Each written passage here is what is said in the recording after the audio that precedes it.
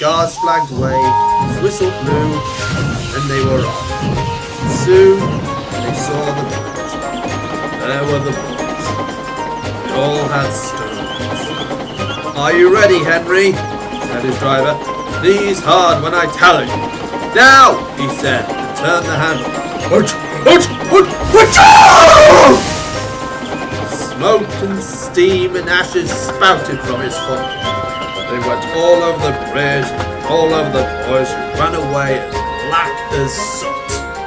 "Well done, Henry," laughed his driver. "They won't drop stones on an engine again. Your coat is all right, but we will rub you down and paint your scratches and you'll be as good as new tomorrow." Henry has never again sneezed under a bridge. The guards flagged waved, his whistle blew, and they were off. Soon they saw the village. There were the boys. They all had stones. "Are you ready, Henry?" said his driver. "Sneeze hard when I tell you." "Now!" he said, and turned the handle.